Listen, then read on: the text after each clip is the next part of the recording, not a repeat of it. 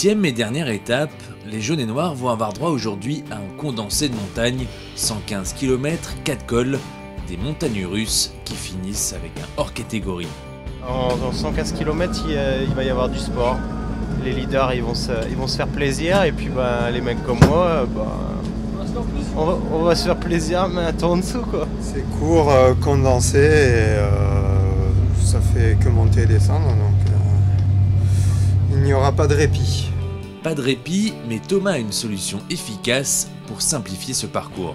Il faut prendre un bon départ, se mettre en position aérodynamique comme Romain il sait faire. Tu décolles en haut des saisies et puis tu ratterris en haut de Solaison.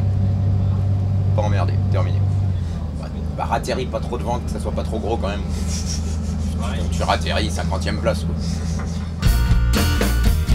De son côté, Brian Coquard se lance dans un atelier bricolage pour se créer un aide-mémoire. C'est vrai que je l'ai fait petit, mais je pense que c'est pas mal pour la potence. J'ai une petite potence, je suis pas grand. Mais au moins je vois le bas et le sommet de chaque col. Et du coup ça me permet de, voilà, par rapport à mon compteur, déjà de savoir combien de temps ça monte et à combien de kilomètres je suis du sommet. Et de l'arrivée aussi accessoirement. À peine arrivé, Brian colle son pense-bête à sa potence. Je vois un petit peu ce qui m'attend, même si je le sais depuis le début de la semaine.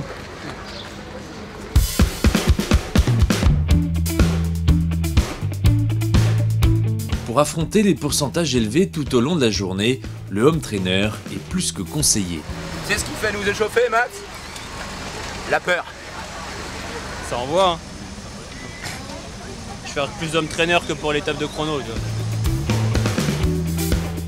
Julien Maurice, qui ne prend pas le départ aujourd'hui, se glisse dans la peau de l'entraîneur. Tu commences tranquille à 250. 250 watts, Pénard. Échauffement. Après, tu augmentes de 5 minutes à 300. Ouais. 2 à 350. Mais fais gaffe parce qu'après il y a le départ. 1 à 400. Ah ouais, puis après je vais direct sur la ligne. Ouais. Et après? Bah après c'est sauf qu'il peut. Hein. Et pour voir les coureurs en pleine action, Julien a fait le déplacement. Il est probablement le plus jeune supporter de l'équipe. Un des plus jeunes, il a 1 mois. Il vient voir Thomas. Il est déjà fan de vélo. Ah bah ouais, comme son père, comme sa mère.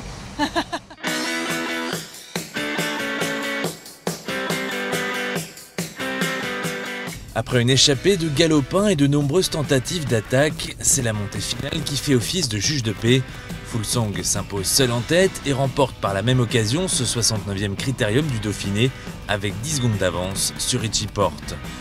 Une dernière journée très éprouvante pour les jaunes et noirs. Ouais, on s'y attendait, hein.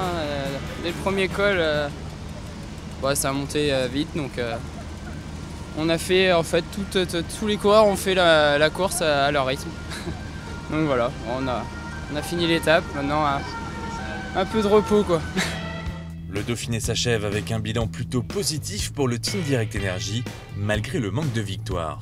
On a fait la course quand ça bagarrait pour se glisser dans les échappées. On a souvent été à l'avant avec Romain Sicard par 2 fois et Brian Nolo une fois qui va au bout et chercher une belle 4e place. Et on a fait aussi quelques belles choses dans le sprint avec Brian qui a fait une place de 3e quand même. Donc voilà, c'est pas un Dauphiné exceptionnel, mais bon, c'est un Dauphiné correct. Place maintenant au Tour de Suisse qui a démarré hier, puis les jaunes et noirs seront présents sur la route du Sud avant le grand rendez-vous des championnats de France du 22 au 25 juin prochain.